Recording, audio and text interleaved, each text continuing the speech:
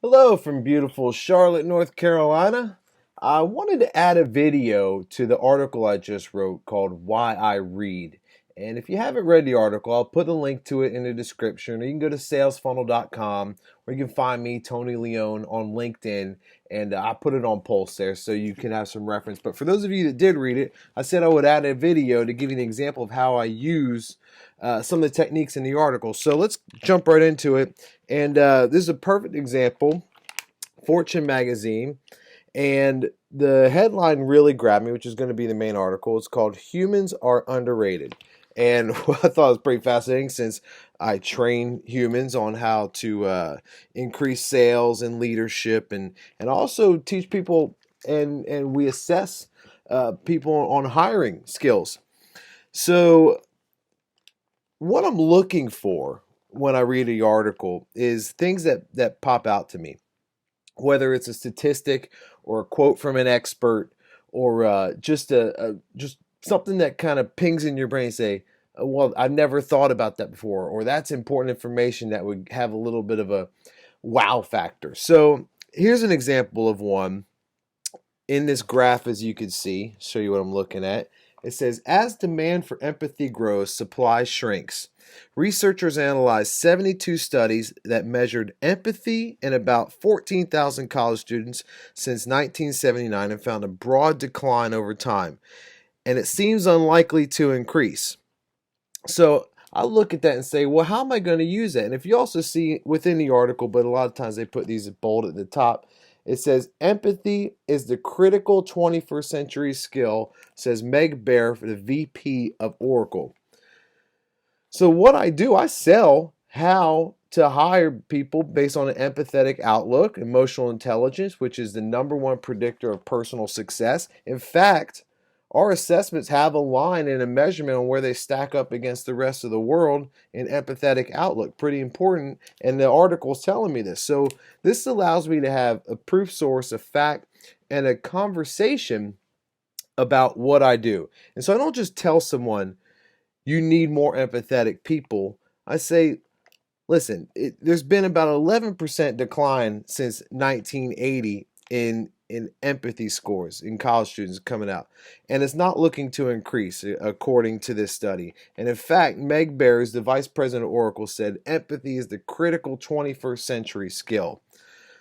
It's been my observation now that the talent pool for the major skill that you need to be successful is shrinking, which is in turn increasing the demand. What is the EQ scores, or the empathetic outlook scores, of your last assessment done on your team shown you about your EQ, the EQ of your people? I want to ask them a question so they say, well, I haven't thought about it, we haven't done it, or it's low, or what. I don't care what the answer is. I just want to kind of uh, create a little pain, and bring something that they haven't thought of before. And the article helps me do it. So there's another one in here. I'll give you another example. Here it is, and you'll love this. This is unbelievable. It says humans will remain in charge, and that's good to hear. And this study was done about parole decisions made by judges, and it says over the course of a day, a judge will approve about 35% of prisoners' applications for parole. But the approval rate declines steadily in the 2 hours before lunch, and then almost hits zero right before lunch, and then immediately spikes to 65% after lunch. Could you imagine the amount of years you spend behind bars? Depends on if your judge had his sandwich yet.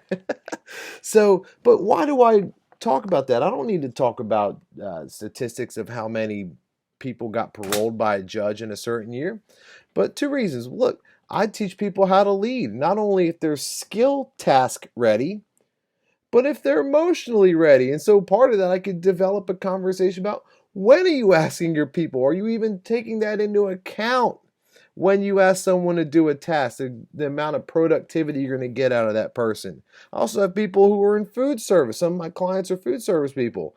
So I can help them have a conversation about the impact of a fixed lunchtime as opposed to a flexible lunchtime, and the quality of on-site food as opposed to the food's so bad that they have to go off-site at 12 to 1. And so you can have this conversation based on that one little piece of information. I mean, it's everywhere. Look, here's another magazine, Entrepreneur Magazine, and it says right there in the middle, empire builders lack a crucial ingredient for leadership: empathy. That's what I do.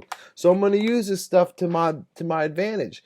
Again, that's about having a conversation and questioning. I also talked about the idea of dollarizing to accelerate the decision. And I'll give you an example here.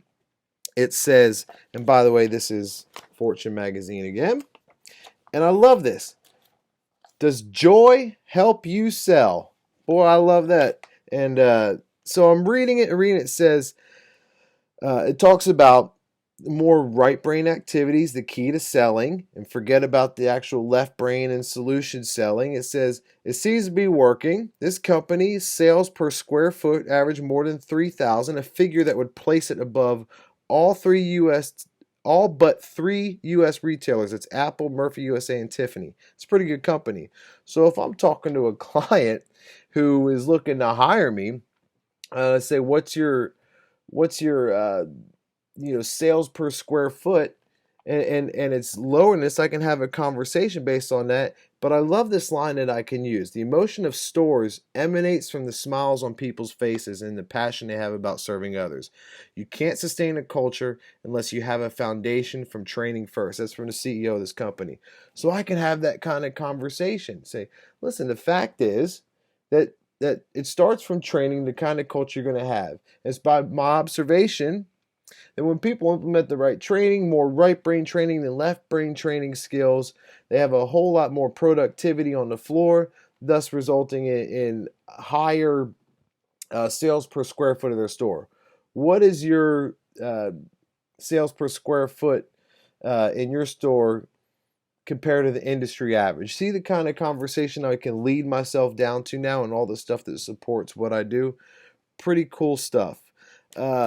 Again, I'm not using this information just to what we call puking all over the prospect of the client. I'm just seeing how much of this stuff I can get, and it may not be something that sticks in your pitch or your presentation all the time, but it allows you to have a relevant conversation. It allows you to have a more high-level conversation. And the bottom line, when you have information like this and you internalize it in a way that allows you to position yourself and have high-level conversations, what it really does, and this is the intrinsic value of it, it gives you high confidence.